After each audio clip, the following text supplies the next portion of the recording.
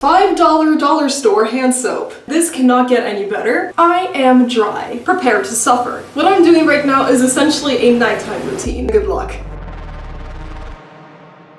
I am what's known as an esthetician, otherwise known as a beauty expert. Take the word expert with a grain of salt though, because our education is very behind and I am still learning. Today I would like to show you what essentially a perfect skincare routine looks like. Contrary to popular belief, you do not need 10 steps to have healthy, wonderful skin, and you do not need to break your wallet in order to do so. Today I would like to explain what each step of the skincare routine does and how they function. Let's go! First things first, let's get my wonderful locks out of my face. Pink is but my favorite color, can you tell? Beautiful.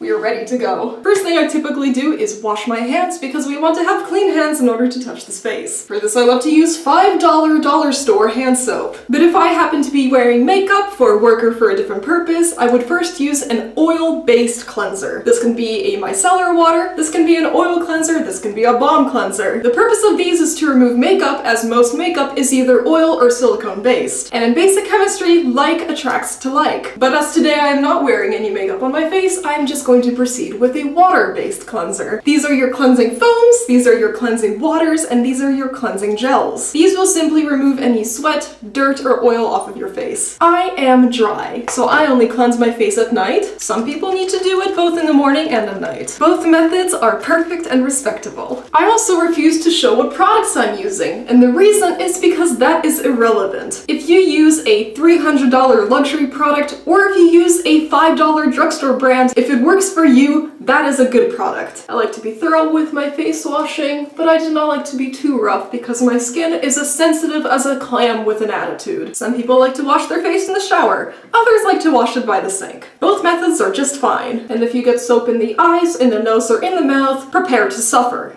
I say this to all of my clients. The only necessary steps of a skincare routine are cleanser, moisturizer, sunscreen. That is it. Everything else is extra, and everything else can definitely make an impact. You do not need any more than these three. I myself personally like to use a retinoid. Retinoids are a form of the vitamin A family. They come as retinol, retinal, and retinoic acid. Lots of cosmetic over-the-counter products like to use retinol or retinal, and anything that is prescribed by a doctor is going to use retinoic acid. Those are your tretinoin, retin-A, and adapalene. Typically, I would use a prescribed retin-A, but today I'm actually just going to use a typical retinol product because my skin is feeling a little bit sensitive. And I'm almost out of my product, so I have to go buy more. Now, what do retinoids do, you may be asking? Retinoids attach to a receptor in the skin that essentially tells your skin cells to produce more skin cells faster, and this speeds up a process called keratinocyte differentiation. Because as we age, our skin produces skin cells slower, our skin produces less collagen and elastin, and we develop things like sunspots and freckles from being out in the sun. Retinoids can help prevent, or in some cases reverse, to an extent, some of these effects that visually appear on the skin. It's essentially the gold standard ingredient in treating skin conditions.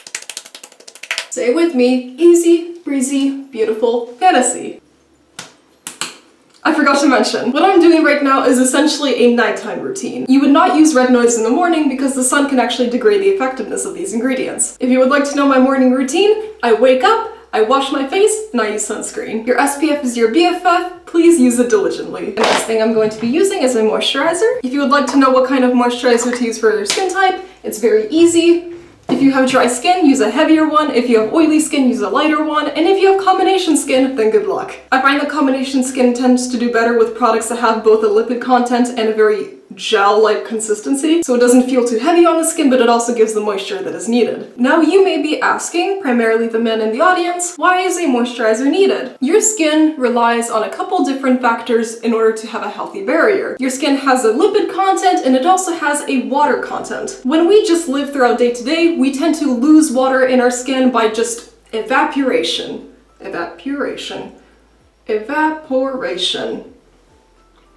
Water. Using a moisturizer can help prevent this transepidermal water loss and can help add good lipids into the skin in order to maintain a healthy barrier. This helps your skin keep the good stuff in and keep the bad stuff out. Conditions such as dermatitis and eczema are caused by a compromised barrier. We don't know exactly what causes these conditions, but the working theory is that when the skin is deficient in a protein called filaggrin, this interrupts the keratinocyte differentiation or production of new skin cells, making our skin barrier permeable to bad stuff coming in. skin. And this triggers an inflammatory response. The wonderful thing about moisturizers is that moisturizers are wonderful things. And this is an example of a perfect, healthy, core skincare routine.